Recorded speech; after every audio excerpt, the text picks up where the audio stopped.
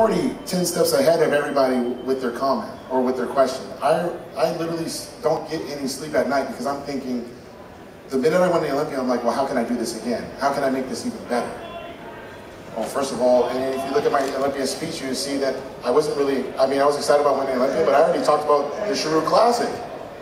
You know, so I'm already thinking about the next show the minute it's already done, because that's the question I know I'm going to be asked a month later. So to close that question, I mean, I've just always had that fire inside of me. I just knew that I was just born to do this, essentially, because I just know that, you know, to be the best, you always have to demand, perfection every single day. You have to demand it. If you want anything that you've never had before, you best damn believe you better want it like you've never done before. I mean, you really have to want this. You know, for me to be Mr. Olympia, I had to want it more than anyone. It wasn't luck. It wasn't by chance. Like some people say, oh, you're really lucky. It's like, are you crazy?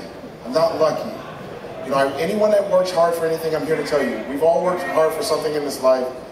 If you get it, you earned it. So, but when you earn it, you have to ask yourself, now can I do it again? And I tell myself every day, you're damn right I can do it again. So, you know, I'm going to have fun with it and then continue to improve and hopefully win it again in September. Good stuff. Thank you, sir.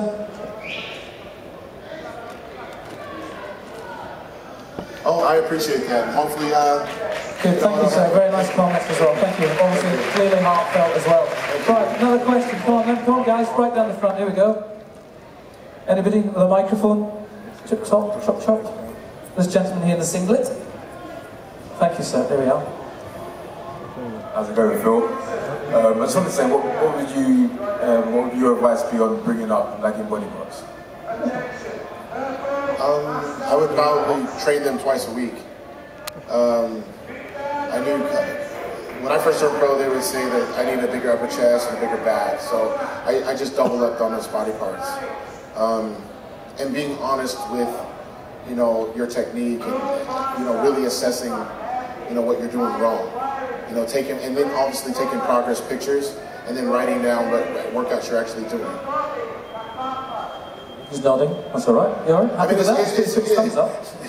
No, I laugh because sometimes questions, you know, people always say, well, we want the secret and this and that. It's pretty simple sometimes. I think my job is to simplify everything.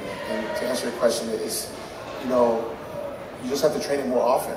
Not every day, but, and you also, to follow up on that, you also have to make sure that you're eating enough and that you're taking all your supplements and stuff to be able to recover fast enough to train it twice a week. Okay, good stuff. Questions? Down here, right down in this corner. There we go, the gentleman in the white top. Callum's getting a workout here. Yeah, he's going to be totally sized at the end of this. You're right, Phil. Obviously, you said you playing college basketball. How did you adapt so quick, like from basketball to bodybuilding? Like just really, really quick and really well? Pretty easy. I stopped drinking, stopped eating pizza, and I stopped running. I think, you know, obviously playing basketball, you run a lot. And we weren't lifting weights, you know, playing basketball. I mean, you don't see a bunch of basketball guys in the gym, you know, working out. So really that was it. I stopped running completely. I was like, thank God I don't have to run anymore. Bodybuilding, you just walk on a treadmill. This is easy. So, you know, I was able to learn a lot about training, and obviously the nutrition aspect was key. You know, playing basketball, I never knew what a protein shake was. Never knew what a protein bar was. You know, eating 6 times a day, it'd be like if I ate 6 times that week playing basketball. I mean, look at a basketball player's diet, seriously. I mean, they, you know, I ate candy. I used to eat Reese's peanut butter cups like all day. Like, that was my diet. So obviously, learning about bodybuilding, you realize that nutrition was a huge key, supplements, and then obviously the training itself. I wasn't doing any of the 3. So once I started being able to do that, and obviously God gave me genetics. You know, my father was pretty big at one time. You know, my mother's family was, you know, all pretty athletic. So I had that going for me. But it was obviously the education part that I had to acquire and actually implement that made the difference. Good stuff. Okay, thank you. Another question. Right in the middle at the back here. If you stand up so they can see you. That's it. Thank you. It's getting quicker. Hi, Phil. How you doing? I just wondered what your take was if you've had a down day, you're tired, but it is a training day. Would you take that day off and call it a day, or train harder the next day? I guess the question that I would have for you is, do you really want it bad enough? And for me, I realize that usually you have 30, if not 31 days out of the month. Out of those 30, 31 days, you're gonna have a bad one. That doesn't mean that it's the end of the world. It's not a life-threatening or a life-changing event usually, so therefore I realize that, hey, this is just a crap day. But I have an opportunity to turn it around.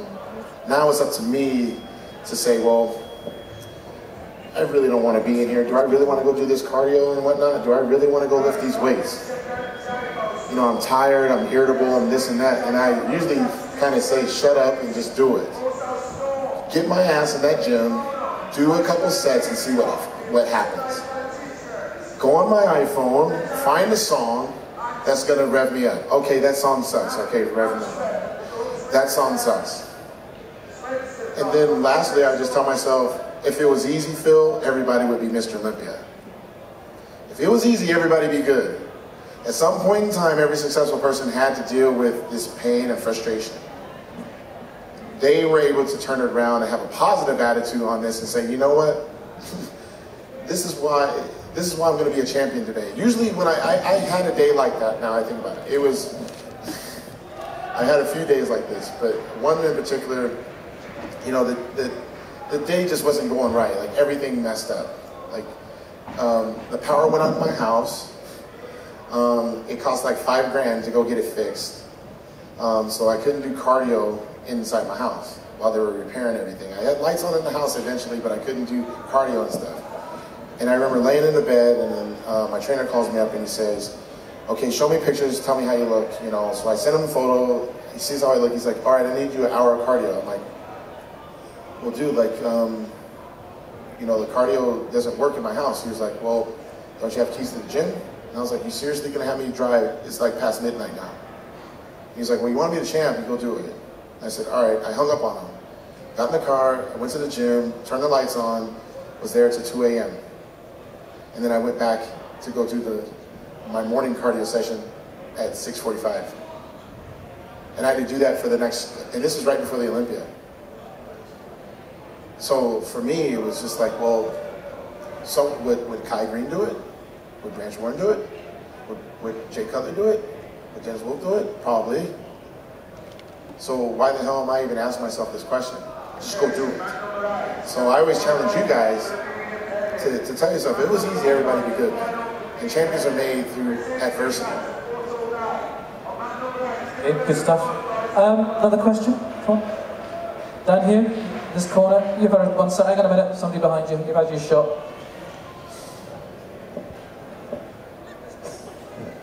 Okay, originally I had 2 questions, but I've got 3. The first question is, how long do your sessions average?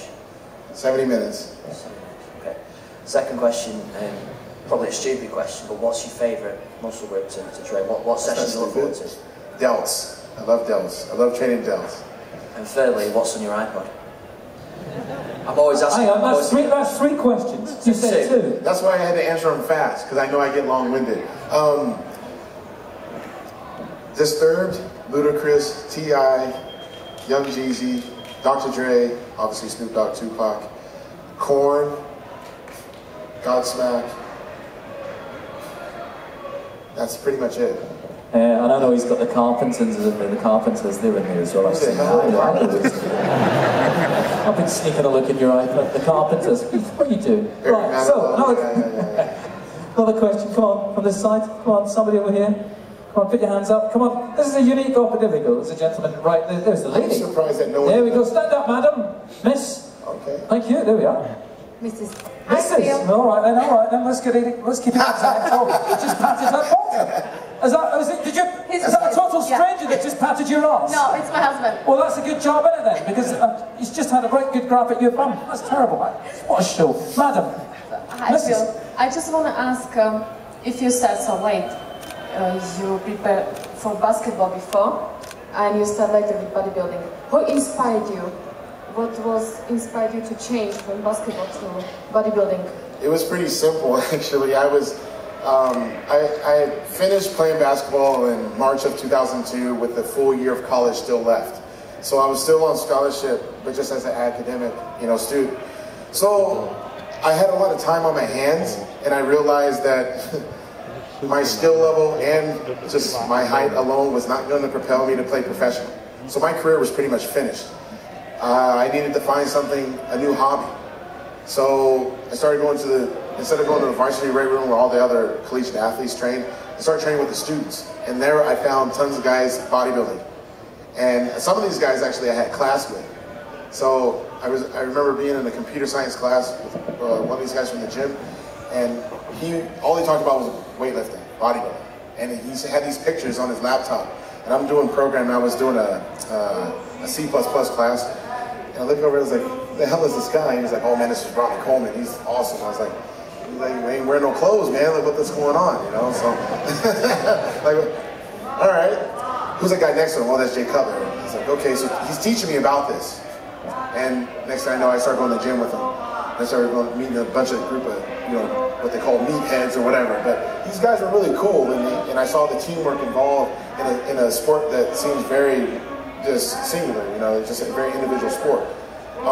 Guys pushing each other in the gym, and I thought, this is like what I would be doing if I was running, doing drills, and pushing my teammates. And I just started working out with them, and then next thing you know, I'm doing a contest, and next thing you know, I'm winning them, and then becoming Mr. Olympia. I mean, it was pretty simple as that. And basketball is always going to be my, my first love. But I realized at a very early that my career was finished. I had a great time, and and I guess what really did it for me was to realize that I was 22, going on 23 years old, and there were 18-year-old kids that were getting paid millions of dollars to play basketball.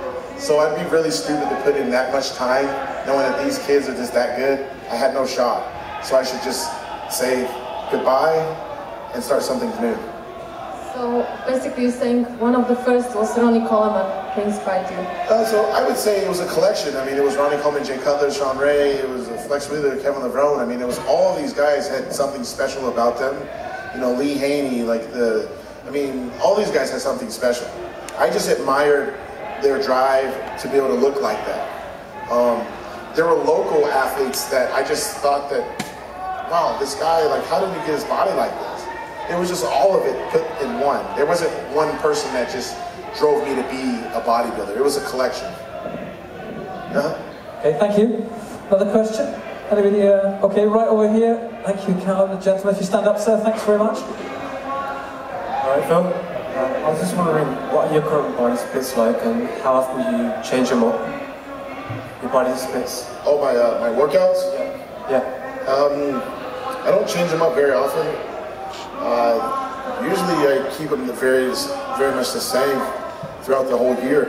I think what I have done is, usually after every show, I'll take the pictures and then look at my physique and I assess strengths and weaknesses. And based on those strengths and weaknesses, I will then begin my off-season training, and I'll write down what I want to train. So for instance, I'm getting ready for this year's Olympia, and I'm trying to bring up certain body parts. And I'll look at, right now I'm looking at what I did in 2007 for the 2008 Ironman. And I'm trying to do those same workouts for this year. So I really don't change things up. I usually change them maybe once or twice a year, actually. The main thing I do is try to change up the order. And if I'm using a machine, I'll use a different machine. Or I change up the rep ranges. But I don't really change a whole lot because I just don't see the point. If it ain't broke, don't fix it, right? So that's just how I do it. I know a lot of other guys, they may say, oh, every week do something different. Well, to me, I need a bigger goal. Because let's say if I'm doing an exercise that I'm not very strong at, I would like to see how I could progress in weight and form in a 12-week period, instead of changing up every week on the same body part.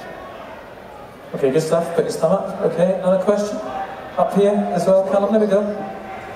If you stand up, please, sir, so we can see you. Thank you. You got Bill? Now I can see. Yeah, I was wondering do you ever train for strength? Do you, your best lifts, what would they be? Bench, deadlift, all that sort of stuff? Those days are done.